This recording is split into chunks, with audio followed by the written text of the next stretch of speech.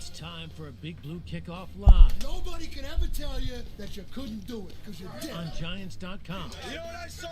New York Giant pride. And the Giants mobile app. 17-14 is the final. One touchdown, we are world champions. Believe it, and it will happen. Part of the Giants Podcast Network. Let's go out there like a bunch of crazy dogs. Have some fun.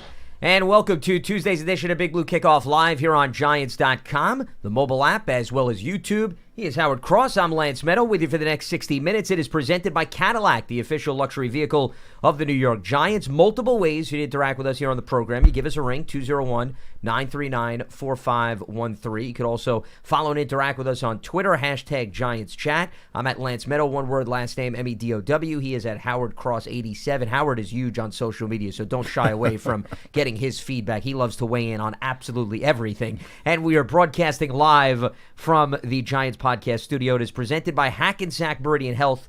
Keep getting better. So a lot to tackle over the course of the program. We'll obviously give our takeaways from a big win for the Giants at home against the Chargers, their first victory of the season, Jackson Dart's debut, and then, of course, the news that Malik Neighbors, unfortunately, out for the season with the torn ACL. But before we delve into that, I just want to read a statement issued by President, CEO, and co-owner John Mara, which came out right after yesterday's edition of Big Blue Kickoff Live, and it says the following, quote, "I have recently been diagnosed with cancer and have been following the treatment plan recommended by an outstanding team of doctors.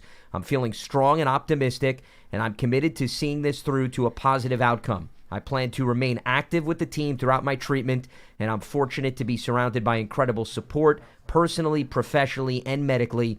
I ask that you respect my privacy and my family's privacy at this time," end quote. And we're not necessarily going to delve into it in greater detail. I think it speaks as it is, but certainly everyone involved in Big Blue Kickoff Live, as well as the organization, wishing John Mara the best in terms of his fight against cancer. As far as the game is concerned, Howard, I want to tackle a few different topics, and I want to start with the Giants' defense. And you were on the sideline, so you certainly saw this firsthand.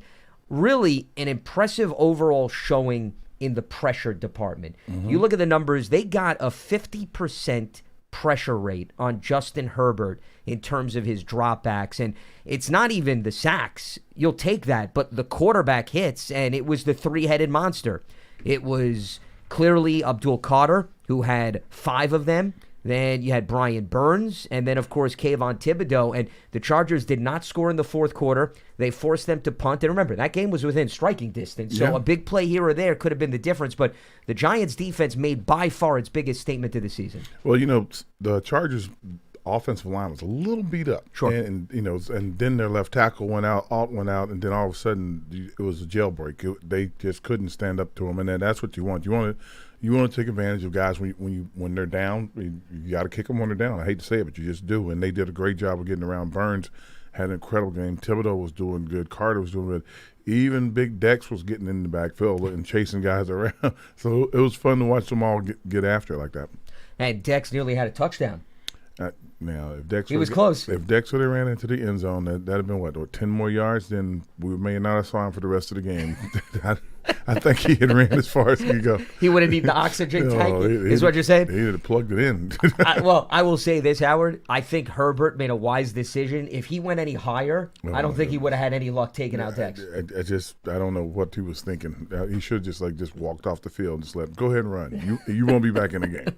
And big guys running that far, they're like, please tackle me. Please tackle me. Well, it'll still make the highlight reel regardless, but those turnovers were huge because it shortened the field for the offense, and they wound up scoring 11 points off of the 2 interceptions because Andrew Phillips' return was big too and put them pretty much right in the red zone. So I always say this, Howard, and we've had a lot of conversations on and off the air. Takeaways are great, but I think it's all about what you do with them, and I think that was that complementary aspect that was in play on Sunday. Well, they did a good job. You know, they didn't do as great a job as they wanted to in the red zone, but they did do a good job putting points on the board no matter what. They weren't giving the ball back. They weren't turning it over. And they had 2 more interceptions that if there weren't for penalties, they would also have counted. So it was a pretty good game by the defense all around. They put on a pretty excellent display of ability out there, and I was very happy to watch them. Yeah, it was +2 in terms of turnover differential. The Chargers also 4 of 12 on third down. That's why we didn't see a lot of extensive drives. Now, there were explosive plays. The Quentin Johnston touchdown. I thought that was a heck of a throw by Justin Herbert between two defenders. He did, man. He threaded that needle. He can put some wind behind that thing, boy. I was laughing because he was flipping the ball sidearm sometimes 30 yards, and I Crazy. couldn't believe he was doing it off balance. He was like, okay, throw it around Dexter, slip 30 yards right on the money. Ball placement is just ridiculous, and it's nothing new. I mean, Herbert is, at this point in his career, a polished veteran, and even under pressure, he was still able to make some big throws. And then, of course, there was the Omarion Hampton 50-plus yard touchdown run where the hole opened up on the right side, and then basically it was a foot race to the end zone. They lost contain. Once you lose contain with a back that's that big and fast, you're gonna catch some grief. And he just hit it right on the head there, because I was trying to figure out like which guy was supposed to be on the outside. It just the defensive end kind of tried to dip inside a little bit, and when he did, it was over. And listen, that's what Hampton did all throughout his career at UNC. Yeah. So it was only a matter of time, and they're going to start to force feed him, given Najee Harris is out for the season with the torn Achilles. I'm a bit surprised. I mean, not to get off topic here, the Chargers, Howard, they've always been a run-heavy team. They've actually put more on Herbert's plate because Hampton only had 12 runs. Now, maybe that was game flow in terms of what the Giants did, but I was a little bit surprised that the Chargers didn't emphasize, I guess, the run game a little bit more, especially given the Giants' issues in that department. Well, in my mind, I would think they were trying to throw the ball because they probably watched the Dallas game. They saw all the big plays down the field. If you can get the ball down the field, you can score a lot of points. And Harbaugh, it's a history of bringing quarterbacks up, and even though he does like to run the ball, but he does have a history of quarterbacks and getting the ball down the field. From Stanford out there, you had him when he was coaching in San Francisco. Every spot he's in, he likes to get the ball down the field. And it was just in college when when he was in Michigan, where he didn't really throw the ball a lot because his team just wasn't built for it. But now that he's back in the league, what a quarterback that can throw the ball down the field. You see in him, push it, putting the power and putting a lot of the pressure and everything on the quarterback. Yes, they got a fabulous running back. Yes, the kid can hit a home run, but the quarterback can hit a home run almost every time he touches the ball.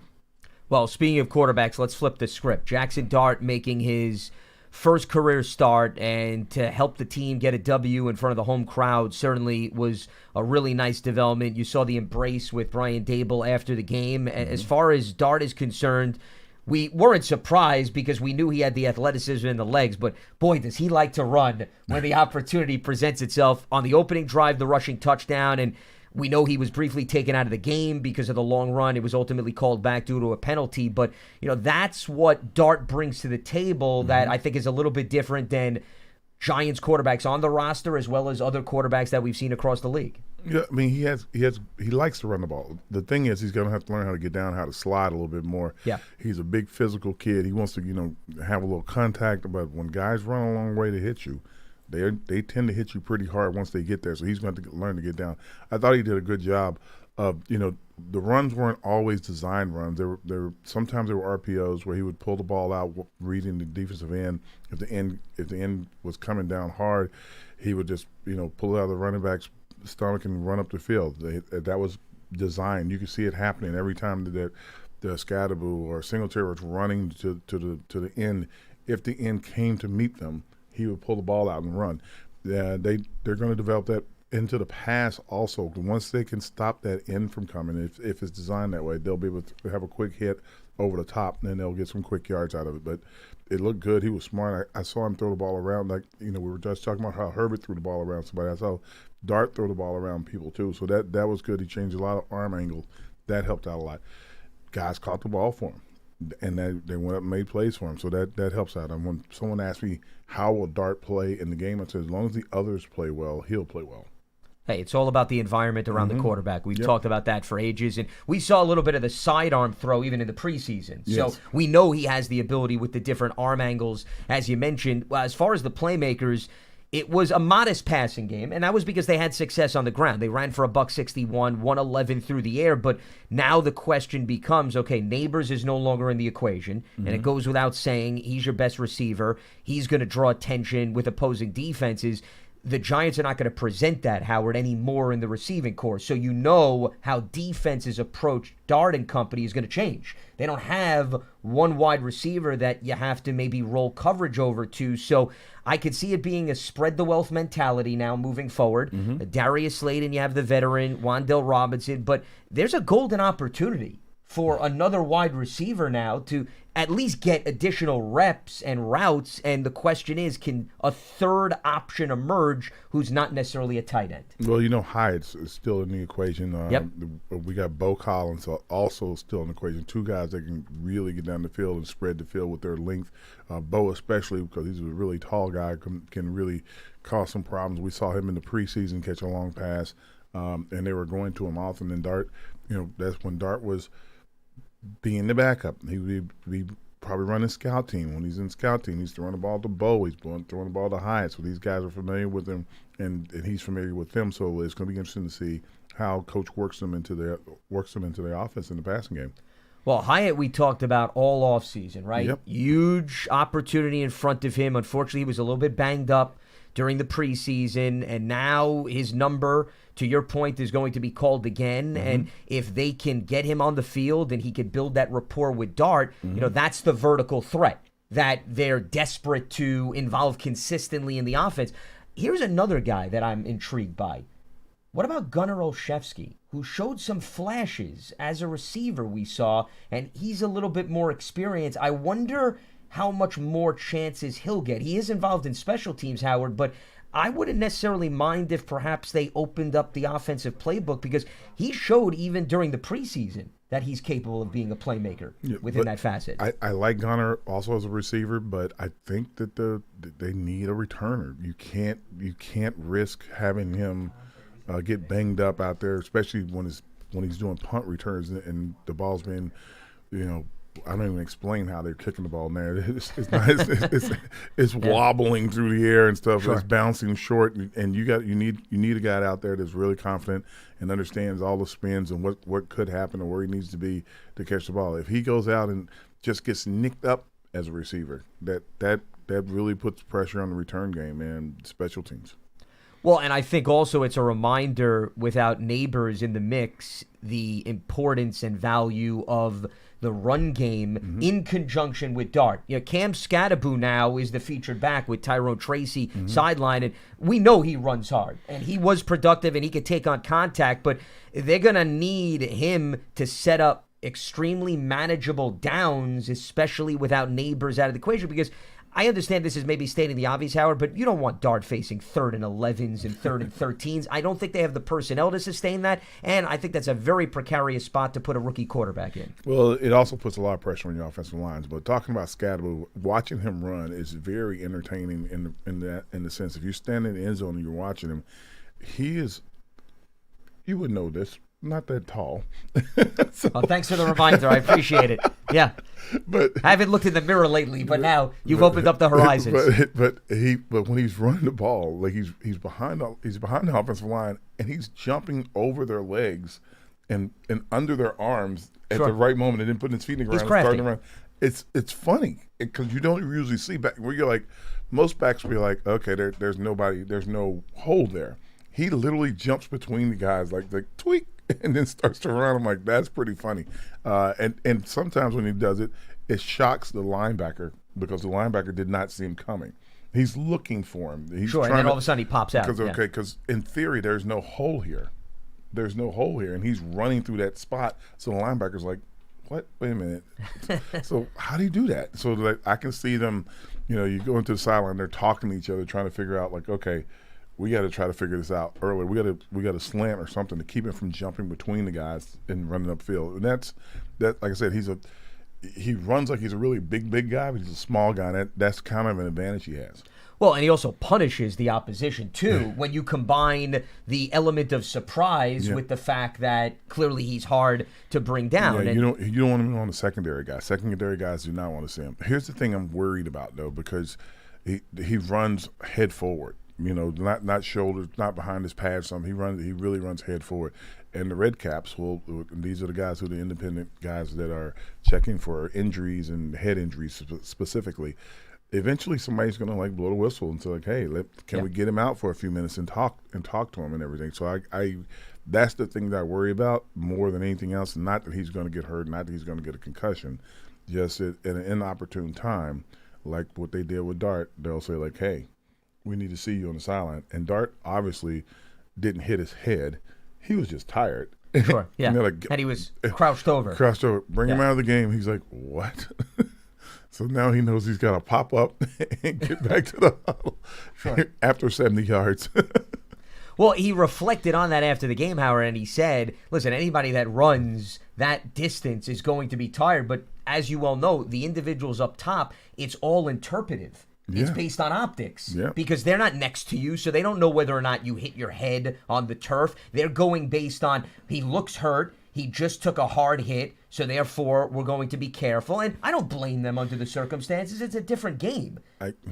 Well, you played during a time. You have a perspective, but in this day and age, if you're literally watching through binoculars because you're upstairs or watching the screen or whatever they're looking at, you could tell he didn't hit his head, and you could tell that the guy didn't contact his head. He didn't have a violent jerk. He was just winded, and those. Not, I'm all for player safety, but you have to know what's going on when you're making that call.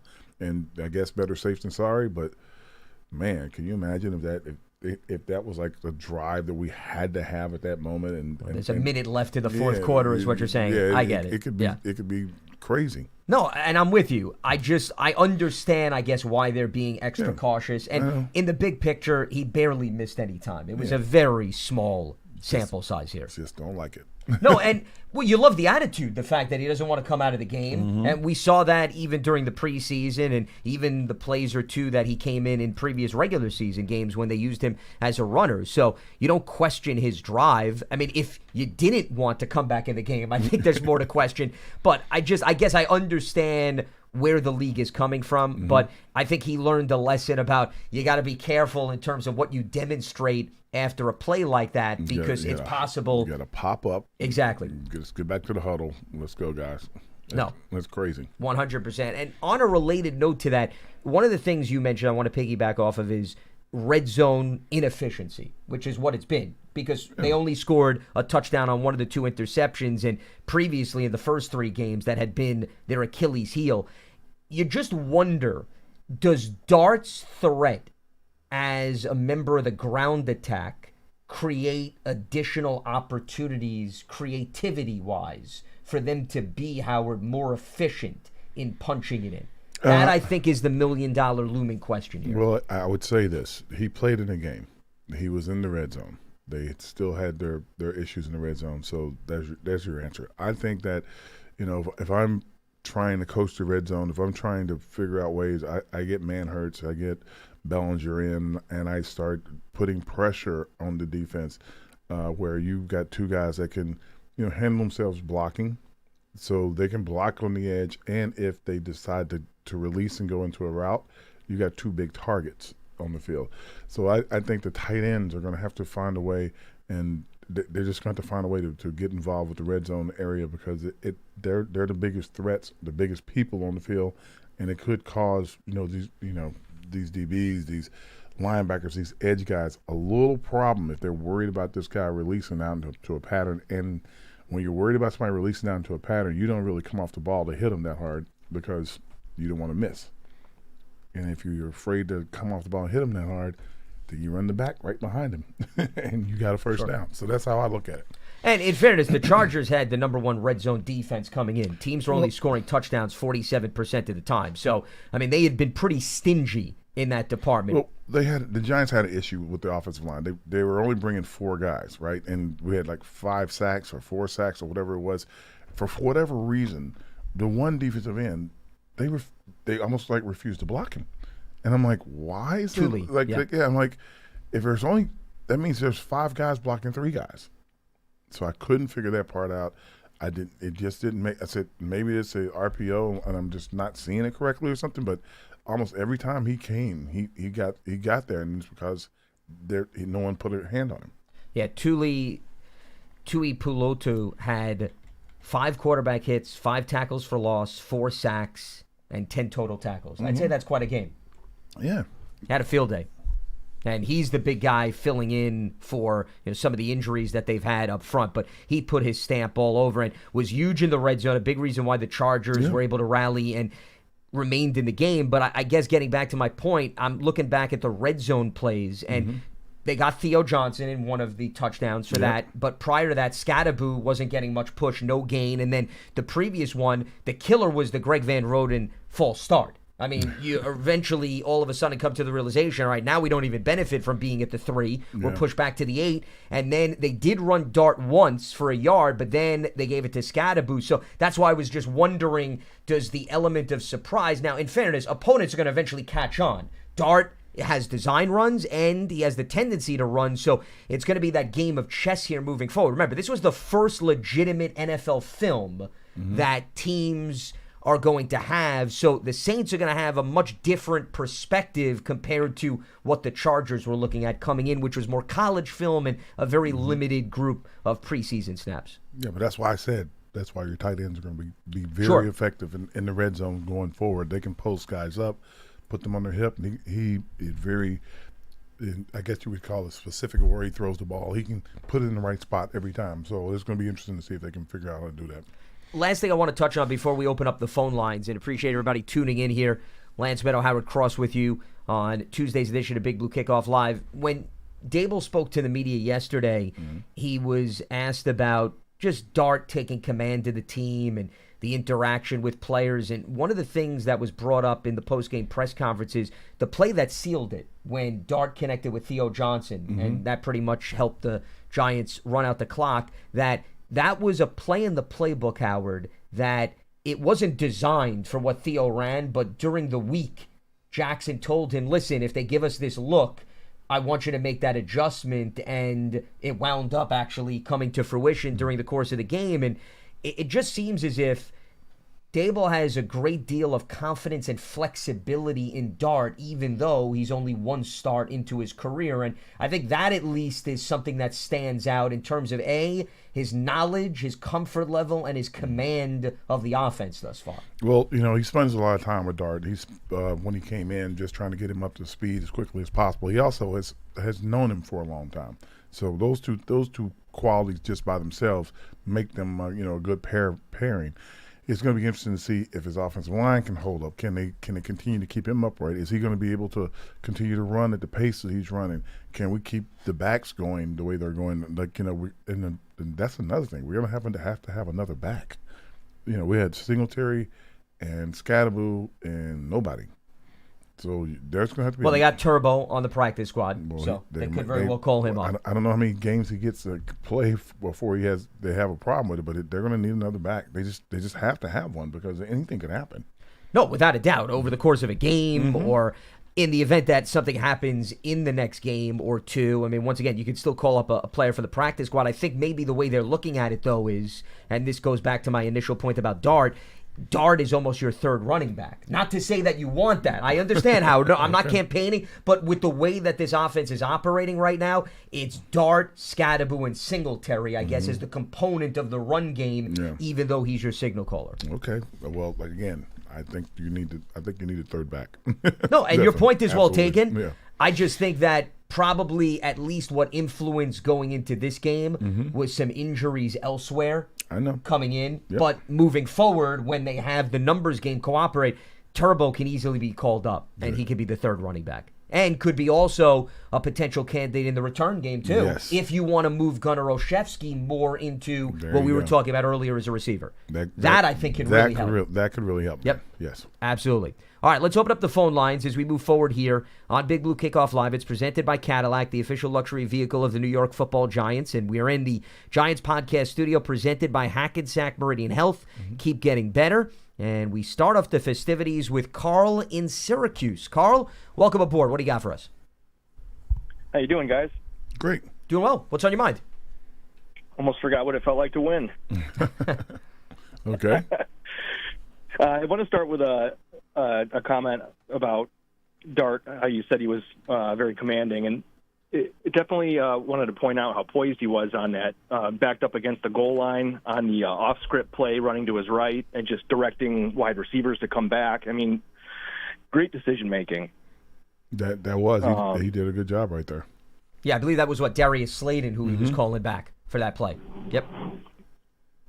Yeah, and I was thinking about the wide receivers, like you guys were talking about Collins and Hyatt and their chance to step up, and then you were just talking about running backs and how we could use another. Turbo, he definitely showed a lot of speed and explosiveness, especially in the screen game, and seemed to have a good connection with Dart. So I like the idea of him coming up. But then when Tracy does come back, what do you think about getting him more incorporated into into intermediate routes, because he was a wide receiver in college? I mean, he almost reminds me of like a young, a little bit bigger Sterling Shepard. I mean, he would be good at getting into some intermediate routes, but they're going to need him to run the ball. So he'll be catching the ball out of the backfield. He'll probably be catching the ball on the outside, the wide, some of the wide plays. What it looks like they're throwing the ball to him, but it's almost a pitch because he's so wide to the outside, trying to get him outside the defense. He's also a guy that's fleet of foot, so they want to get him out in space as much as possible and keep him from running between the tackles if they can. And, I know you're thinking of him kind of being like a Wendell Robinson guy out there on the edge, kind of in a slot. He can do that. Probably hasn't been practicing a lot lately, but he was doing it in college, so there's always a possibility. And remember, Scadaboo can also catch the ball in the backfield too, and we even saw that yesterday. Right. It'll definitely add another element just of surprise and being able to move guys around when he does come back. There are gonna be a lot of guys moving around, that's for sure. The motion's gonna be crazy. Especially with having to account for Dart and his mobility. So that's the new flavor to this offense. But I think at the end of the day, they still need a legitimate conventional wide receiver to command attention and assume a role in this offense, no matter how much you move the running backs around. To be a threat in the offense, yes. Yeah. Definitely. And then one question, on that play that broke down with Deontay Banks on Quentin Johnson, do you know what happened there? Was he expecting more help from, was it Belton that was the safety there? Belton was the safety on you're talking about the Johnson touchdown, right? Yeah. Is that, yeah. I just thought it was a hell of a throw by Herbert. I mean, if you go back and you watch that, Carl, he threaded the needle where he put it the only place where those two defenders were not going to get it and led him right to the end zone. And basically what happens is Banks bit on the double move. He definitely been on a double move. When he makes the out move, Banks comes up a little bit, and then he just runs by him. And Belton didn't have the same kind of doesn't have the same kind of top speed as the safety, as the starting safety does. So he didn't get there in time. So that's kind of what happened on the play. It was very interesting to watch the DBs play so far off their guys, because I'm like, why are they so far off? And then you see why, because they can get behind them. And a lot of those Chargers wide receivers are great route runners. I mean, Keenan Allen is one of the best in NFL history, who's still going strong in his second stint. Ladd McConkey was quiet yesterday, but he also is polished in his second year in the league. And Johnston's come a long way. Because remember, right, he was injured previously, and there was questions about whether or not he could fulfill the role of the vertical threat. And he just seems to be a completely different player this season. Yeah, all those guys are good when you think about it. And you got a quarterback and get him the ball that. Yep. It makes them more confident, and they're competing with each other, trying to see who's going to catch the most passes in the game, always. So it's kind of funny to watch that. And getting back to the play, as you mentioned, Banks by default is trailing on the play because of the move that Johnston put on him. But even by the time that Banks recovered somewhat, Belton needed enough time to go all the way over to the opposite hash. And once again, Herbert's ball placement, even if Belton was a little bit over, Howard, I still don't know if you would have had a legitimate shot on that. If he was over the top, he wouldn't have thrown it. You think Herbert would have been hesitated and making the throw? He wouldn't have been. He loves to take those chances, it seems. He puts it on them. He'll definitely put it on them. Does he ever? But if a guy's coming over the top, he knows better than to throw it to him, because it's nothing good happens in that point.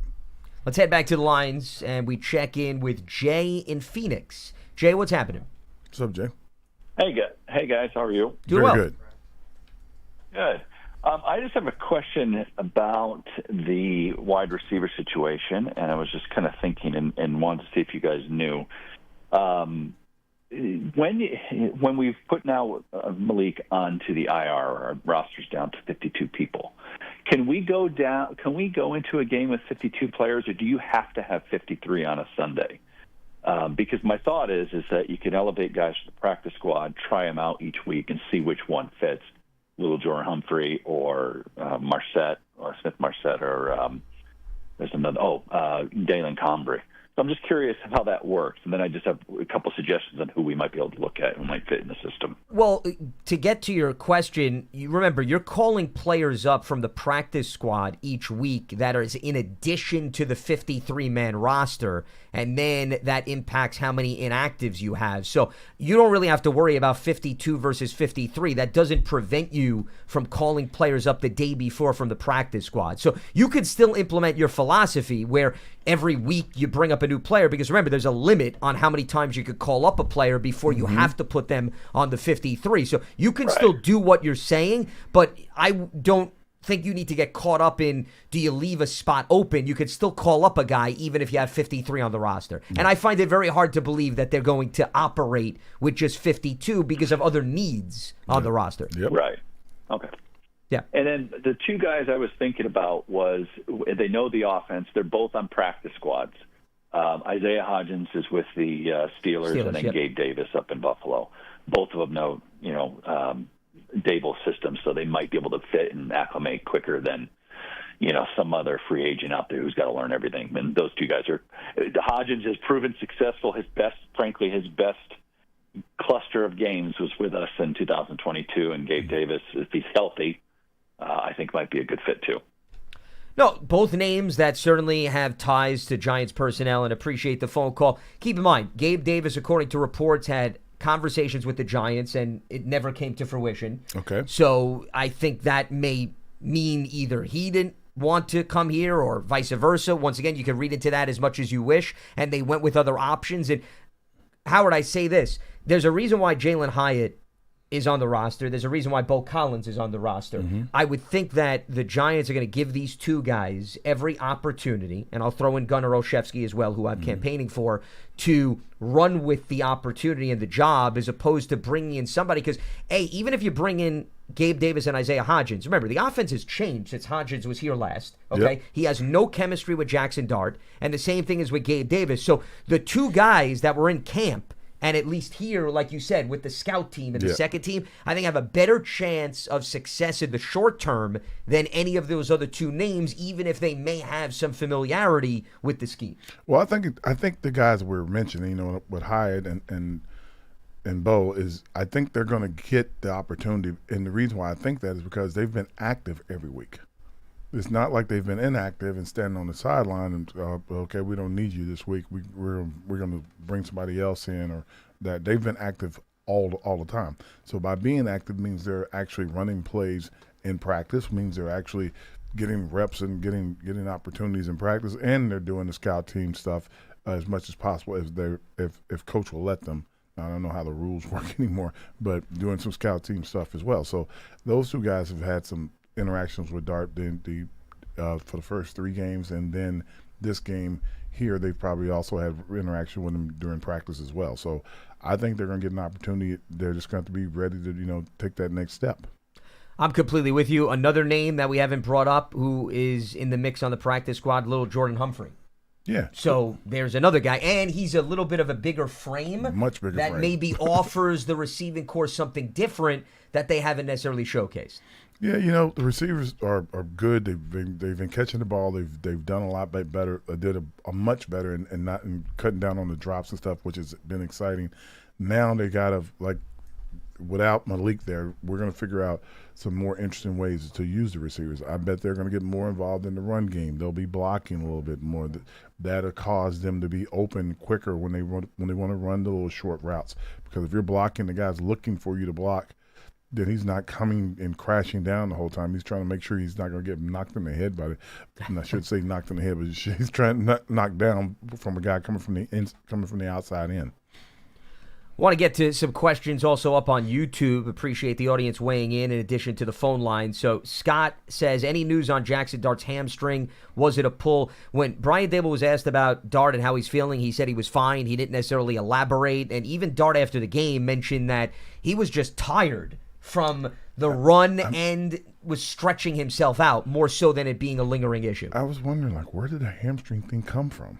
Like I heard Optics that. again. I heard that. Like, oh man, I hope his hamstring's okay. I'm like, what? What's wrong with his hamstring? They're like, oh man, he was grabbing his hamstring. I was like, no, he wasn't. He just ran a long way. He's just like, he's trying to bend over and make it look tactful. Catching some He's air. playing the role He's within the script, he's yes. like, oh, yeah, hamstring. I can't breathe. Let me buy myself some more time here. Oh my goodness. Yeah. That was just so funny to hear that. I'm like, the man says, okay, I guess guys think he's hurt. I said, I have to watch when he takes off running. They're gonna be, I guess his hamstring's okay. I started laughing. It was awesome. Yeah. Well, because the TV broadcast was catching him, stretching out his leg, and they were emphasizing it. But once again, then you saw him run, and he didn't show any signs of being uncomfortable or discomfort. The camera follows the quarterback all the time, and it's like they have somebody over there just zooming in up. I think he's stretching something. Check him out. Now tell the guys. Here it comes. And they pull it, click.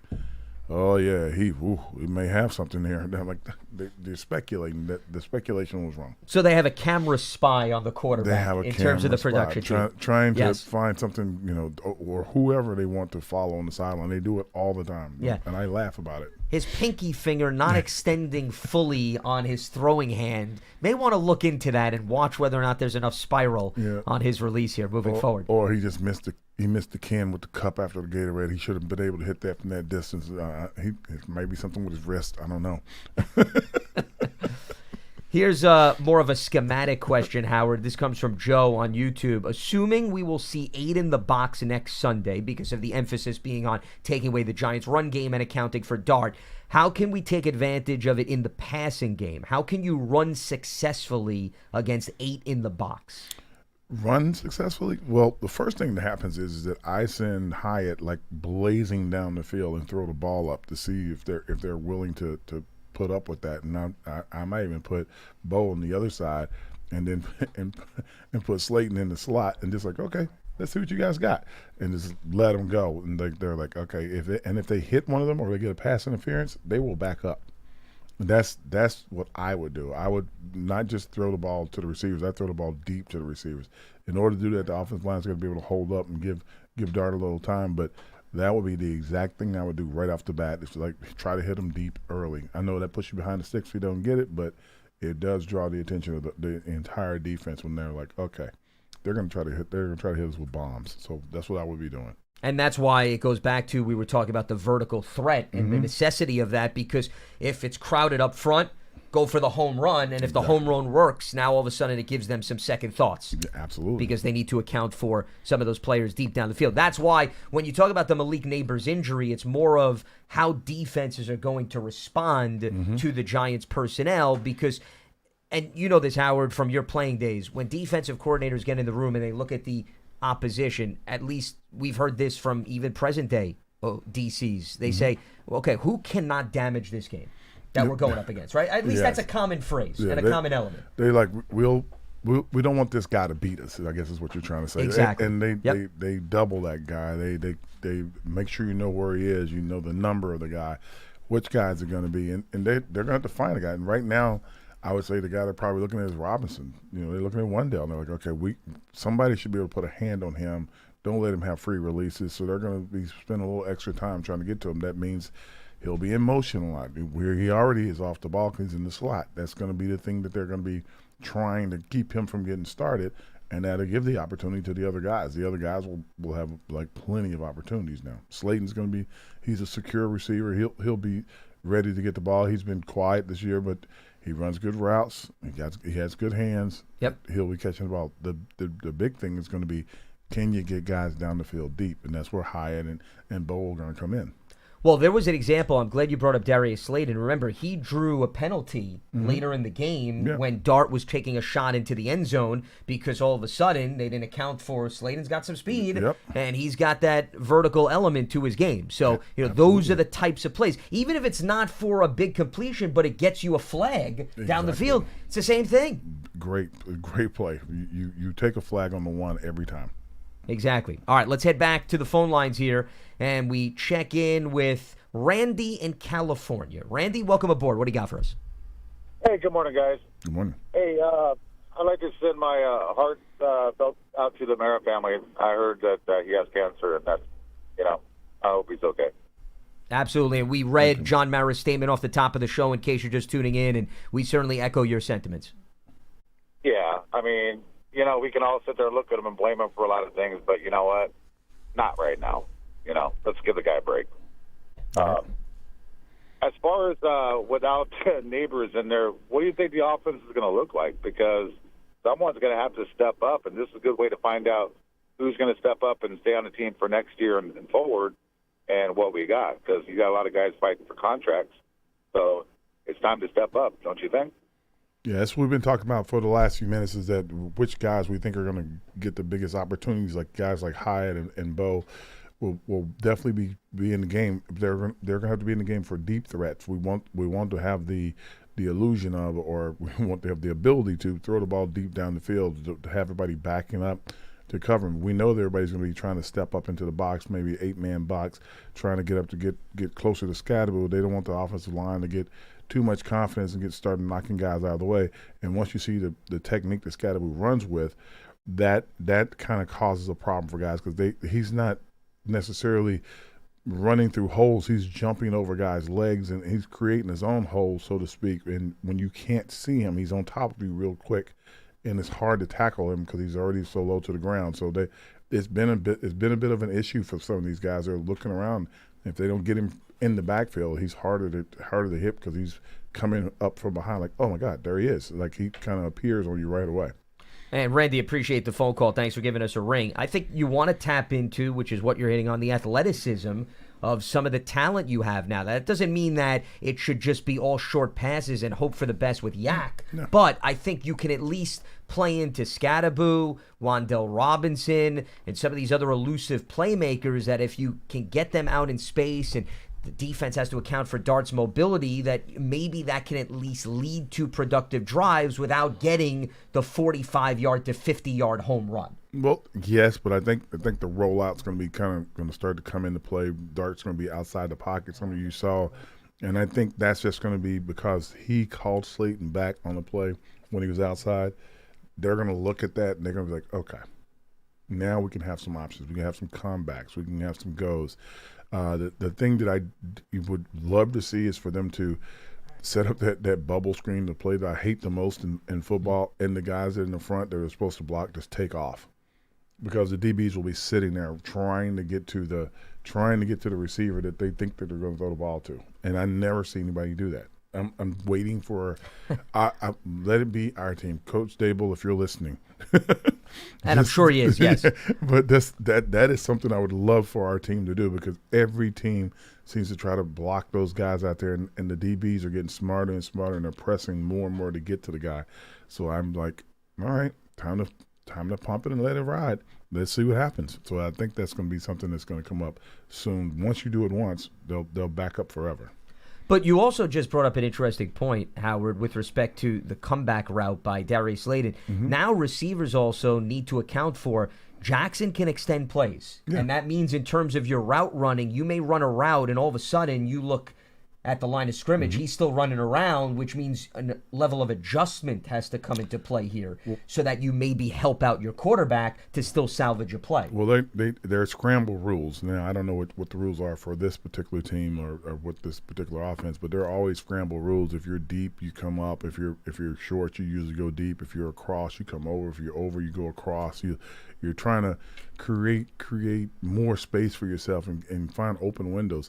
And some guys run up and sit down right across the first down marker after they beat their guy, and they're like waiting for their quarterback to turn. And if you can see them, it becomes a big play.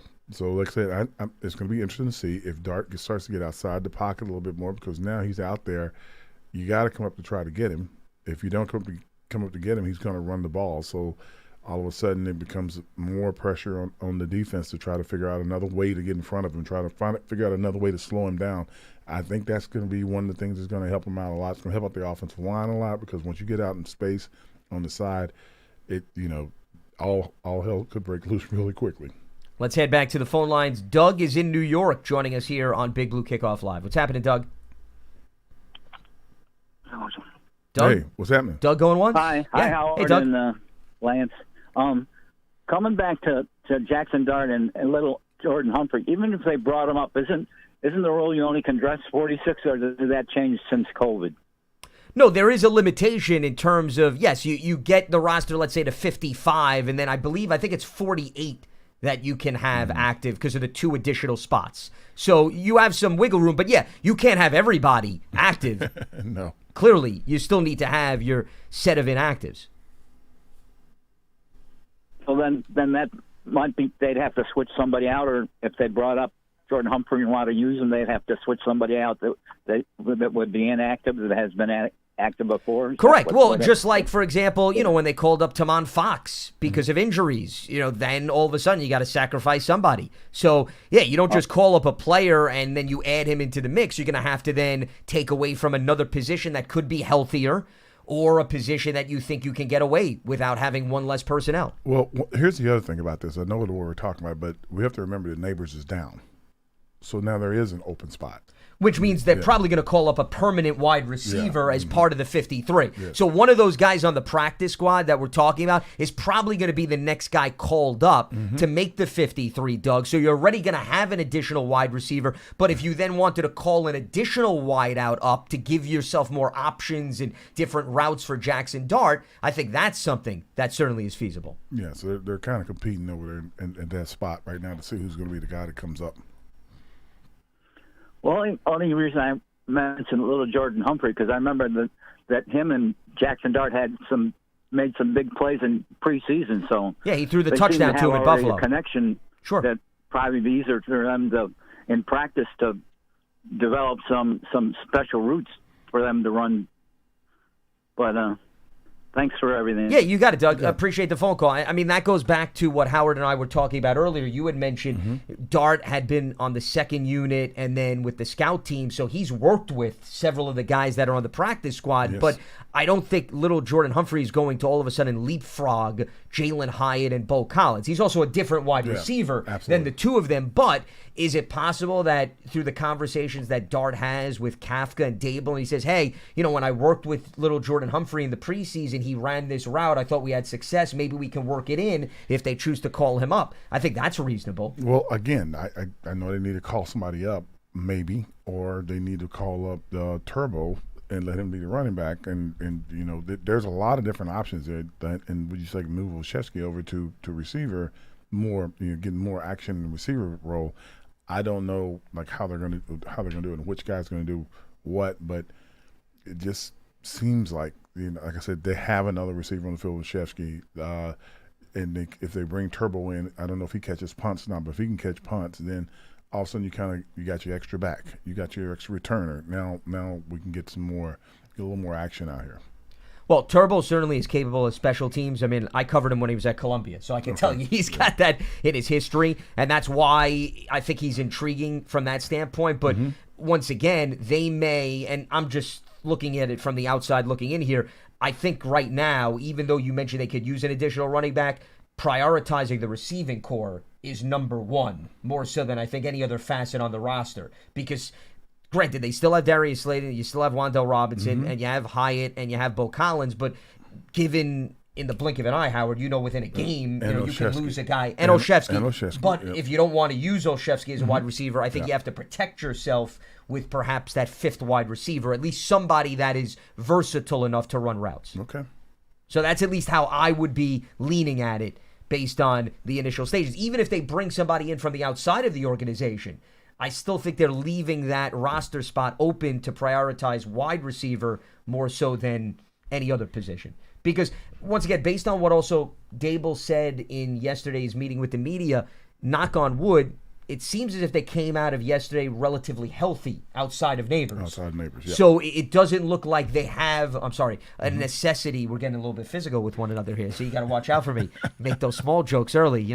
I'm crafty like Camp Scatterbo to pop out of nowhere. But anyway, getting back to the point at hand, it doesn't look like they may need to at least call up a player at another position, at least based on what the early stages of the week look like. All right, let's head back to the phone lines. Let's check in with Mike in Springfield, Massachusetts. What's happening, Mike? Hey, guys, I'm interested in the matchup between our Lions and the New Orleans Saints.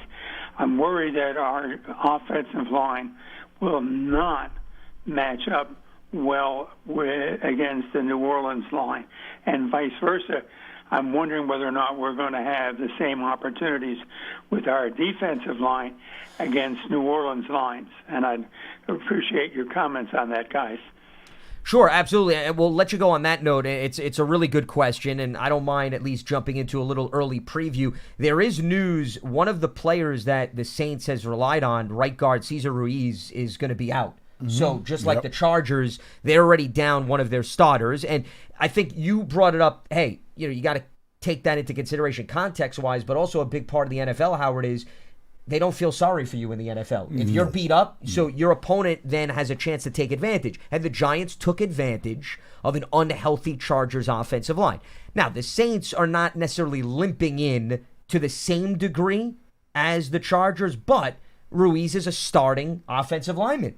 And he's at the right guard spot, and I think you've got to test who they bring in, and you've got to see whether or not they can establish the run and pass protect also for a young quarterback in Spencer Rattler. So that, at least early stages of the week, could be an opportunity for the Giants to capitalize. As far as the Saints' defensive line, I don't know how much you saw even after the Giants game. The Saints, they stuck with the Bills this past week. I mean, they gave Buffalo and Josh Allen some trouble.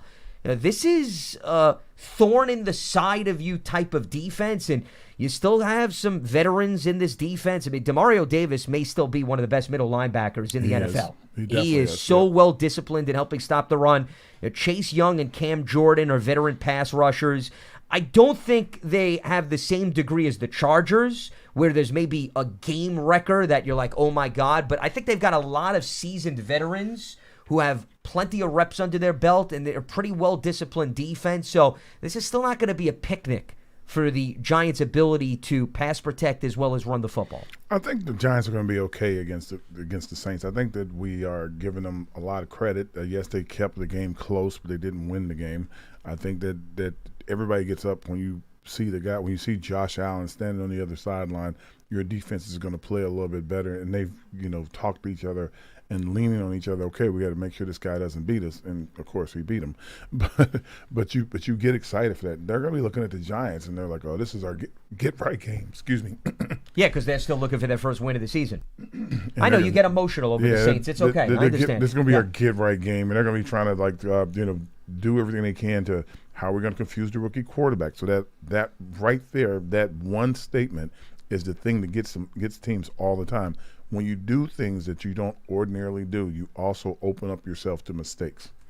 And that's where, yes, they're veterans, yes, but if they're trying to bring an extra guy, if they're trying to disguise their coverage, and all of a sudden you're going to be making mistakes. And that's you just don't it doesn't always work that the rookie quarterback loses because he hasn't seen this before.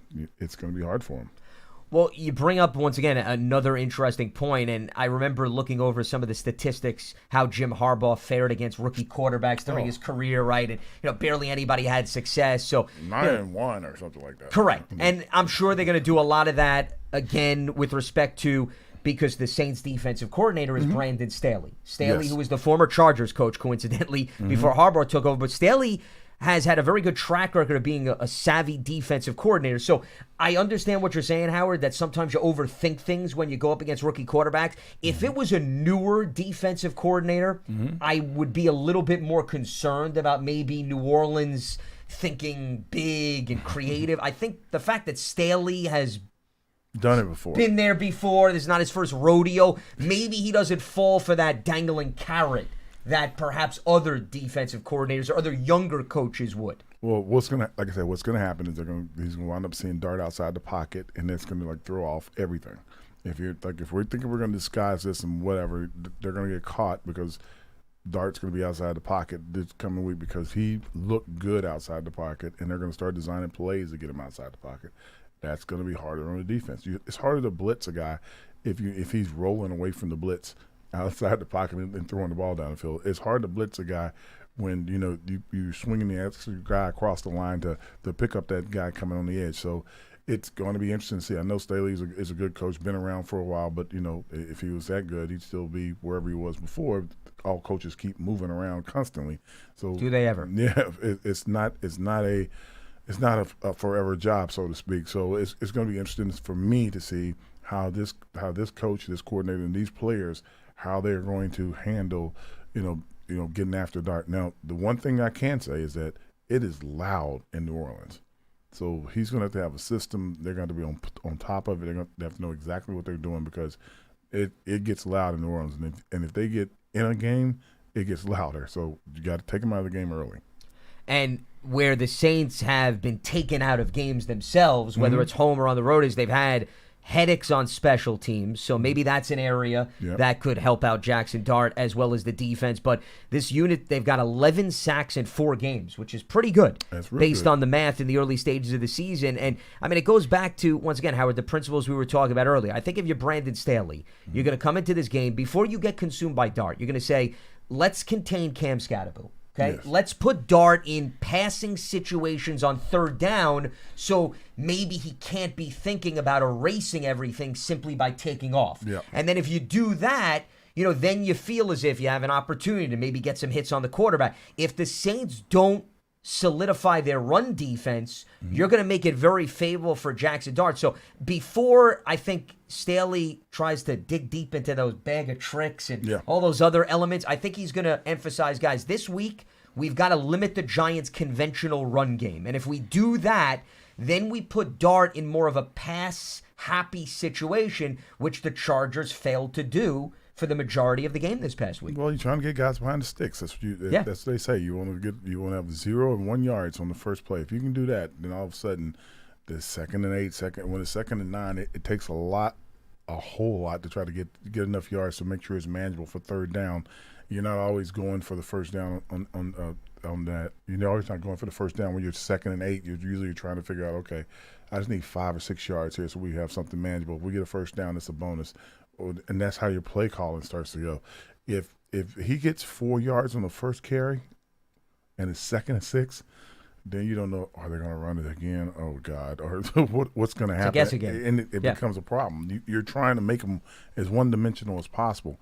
And if the Giants go out and score in their first drive, like they did in this last game, that creates a problem for the Saints because they're not a big – offensive juggernaut right now with the young quarterback there. Trying to find his way, trying to, get all the receivers healthy, and they're not all healthy. So, you got one or two guys you got to lock down.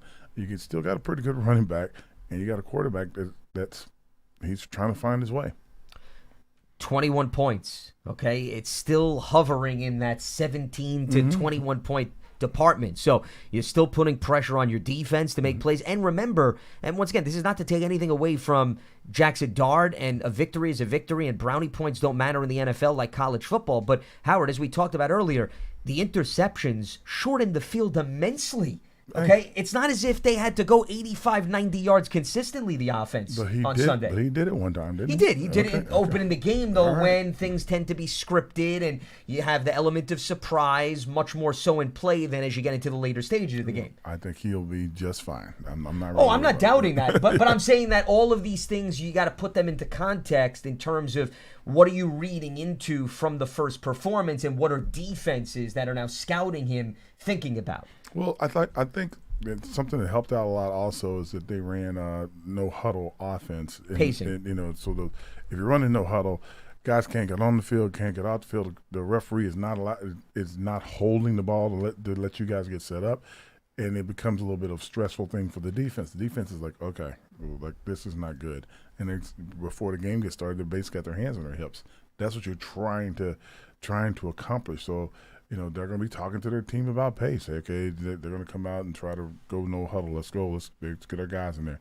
And if you can get the right group of guys in there, and all of a sudden, like say you got Theo in there and you got Bellinger in there, and all of a sudden Theo splits out in the slot. Like, wait a minute, you got a problem. So I think there's some ways to, in that first drive to really put some pressure on them. Then once you get it on them. The next drive, you just kind of come back with that's what they did this game. They came out a little no huddle, then they came out the next drive and they started running the ball. And then all of a sudden, the team's like, wait a minute, I thought they were trying to throw it, and it becomes a bigger issue. because you don't have a good read yet on what exactly they're going to do. And I'm just looking over the numbers from the Bills-Saints game, and I'm curious to get your perspective on this, Howard. There's a lot of mobile quarterbacks in the NFL, okay? That's clear. But they just coming off a game in which they went up against Josh Allen, who coincidentally ran Dable's offense in Buffalo, and he can create lanes right himself, and Yes, James Cook had over 100 yards. But I guess what I'm getting at is, do you think the Saints maybe are a little bit better prepared for Dart, given they just went up against a Josh Allen type of quarterback? No. Josh Allen is a different breed of quarterback. So when guys are seeing him, they're all hands on deck. They don't have the same kind of intensity looking at a dart. Like, it's Jackson, it's Allen, it's a couple other guys like Jalen Hurt. You don't want that guy hurting you with his legs. A nice pun there. Very nice. Were you working on that during the week, or that was a new one on the fly? Just on the fly. But very nice. But you're trying to figure out a way to make sure that you're making them throw out of the bucket instead of like running outside and getting out and running down the field. That's what you're trying to do. Josh Allen's just running over guys. Josh Allen's jumping over guys. Josh Allen different frame. Yeah, it's just too. It's way different playing against him than playing against somebody else. As maybe Lamar Jackson could be close, but if Lamar gets outside, he's gone. So that those guys, like Josh Allen's just a different one of them. So I don't think they're going to be super prepared to play against Dart because of Josh Allen. Because you're playing against Josh Allen, you're like, okay, we have a true running back that can throw the ball 80 yards. We can't let him get out of the pocket. We can't let him do this. We can't let him do that. And he's still doing anything he wants to do. The only reason I brought that up is there was one run that Allen had for 27 yards. He ran up the gut. He juked one guy, Howard, who literally went probably to Pittsburgh, Pennsylvania. That guy didn't want to hit. He didn't want to hit him.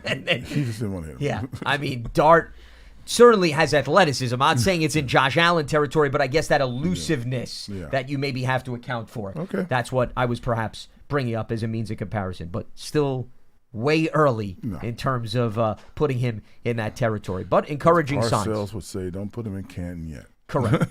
Absolutely. And I would subscribe to that same school of thought.